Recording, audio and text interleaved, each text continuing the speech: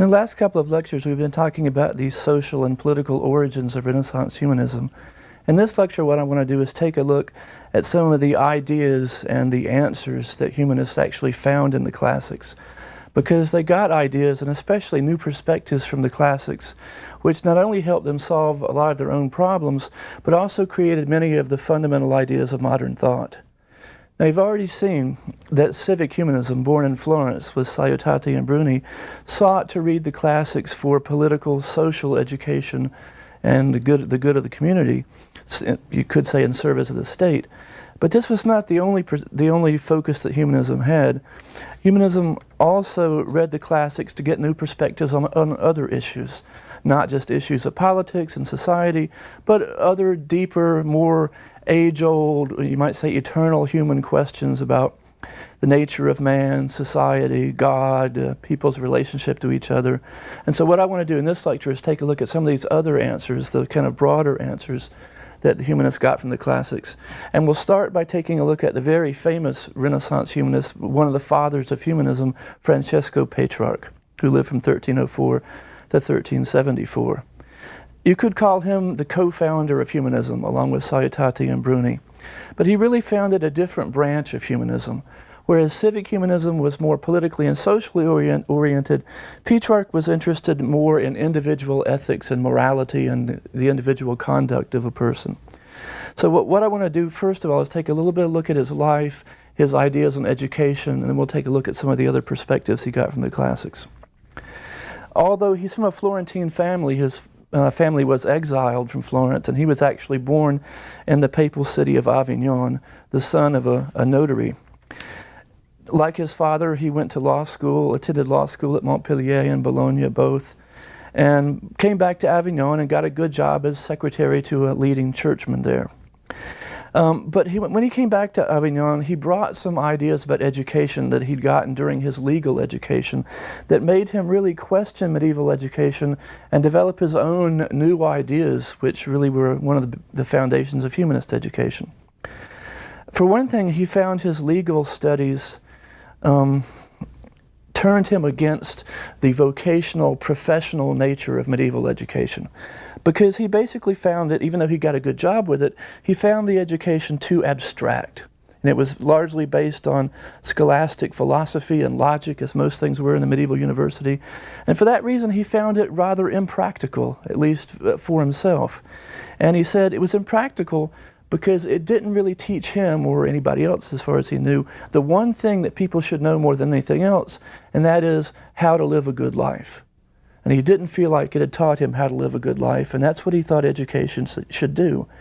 So Petrarch sought to develop an education that had more of a moral, ethical focus than medieval education had, and would teach people how to learn how to live a good life. Well, how do you do that? Petrarch said it's not really by reading scholastic philosophy or logic, it's by reading poetry, history, and literature, because they will teach you how to live a good life. The reason is that poetry, history, and literature contain examples of good lives that people have led in the past that you can read, and you can basically emulate or copy these examples and let them be your guide to living a good life. But it's more complicated than just that, because to be good, effective educational tools, Petrarch believed this poetry, history, and literature had to be written in a very clear, beautiful Latin style. The reason being that this style would make its lessons clear, and they would also inspire, the style would inspire and motivate and convince people to follow the examples that they read about and actually live the good life they're reading about. And the trouble Petrarch had was that Latin literature from the Middle Ages was just not up to this task. It was corrupt and unclear and uninspiring because it had decayed since classical times. In the Middle Ages, they lost a lot of the word endings from Latin. They had not yet developed word order, so it wasn't always clear what the subject and object and verb were in sentences. And it could be very difficult to read. And Petrarch just said, this medieval Latin is uninspiring, it's ugly, you can't learn anything from it. On the other hand, classical Latin is totally different. The classical Latin of people like Cicero and Livy is beautiful, it's clear, inspiring, and so it's perfect to teach moral lessons.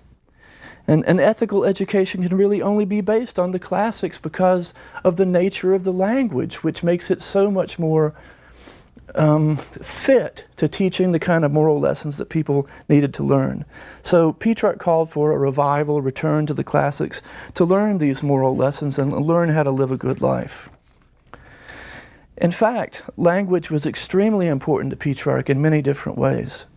And one of the ways that it became important was not just in teaching him or in giving him a new idea of moral education, it also gave him a new perspective on history itself, which becomes a kind of characteristic humanist perspective on history, which is very different from the medieval perspective on history, and it's very much closer, it's the ancestor of the modern idea of what history is.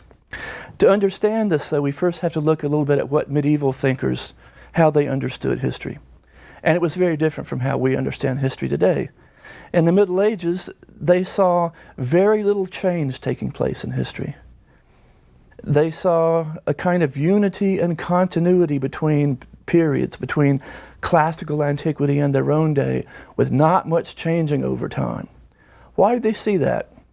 Well, because their only source for learning about history was the Bible, and the Bible specifically was the book of Daniel, where there is the prophecy, which has been interpreted by medieval theologians to be explaining how history took place. And according to this prophecy in the book of Daniel, there are 4 empires in history: the Egyptian Empire, the Persian Empire, the Greek Empire, the Roman Empire, and then the end of history. That's how Daniel was interpreted by medieval thinkers. And since the last empire was the Roman Empire, and then the world came to an end, medieval people could look around and clearly see the world had not yet come to an end, so they must still be in the last empire, the Roman Empire. And they tended to see themselves, and you don't really think of the Middle Ages this way, but they tended to see themselves as latter-day Romans. And they saw little change taking place in history between ancient Rome and their own day. So it was kind of a plenum. Petrarch had a very different idea. He saw 3 distinct and different periods in history. And it's based on changes in the Latin language over time, the development of Latin language. Antiquity, of course, he saw as the golden age of civilization because it had beautiful, clear, inspiring Latin. Middle Ages he saw as a corrupt period of civilization, a period of decline, because it had a corrupt Latin style. And then in his own time, he saw that as an attempt to return to the clear and inspiring golden age of antiquity. So he emphasized change in history because he saw change in language. And that's how we look at history today, is a matter of change over time. For Petrarch, the corrupt Latin style of the Middle Ages meant the whole civilization was corrupt. And the beautiful Latin style of antiquity meant the whole civilization of antiquity was beautiful and a golden age. So he really pioneered the modern way of looking at history as being based on change. He also idolized antiquity so much that he wrote a book called Letters to the Ancient Dead, in which he actually wrote personal letters to dead ancient writers, and just as if he expected that they would write him back because, they still were alive for him. And he had a kind of personal relationship with the classical writers of antiquity.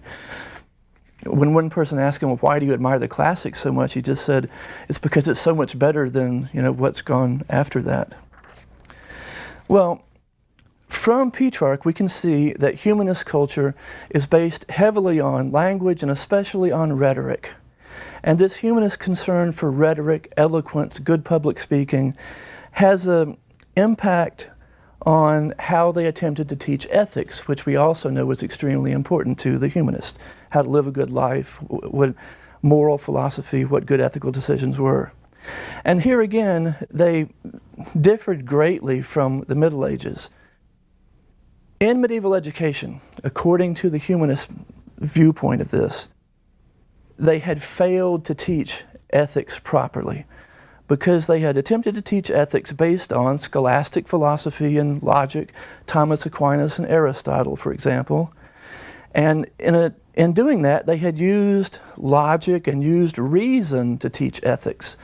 And they'd succeeded to some extent because they had given their students an intellectual idea of the good life, or an intellectual definition of what the good life would be like.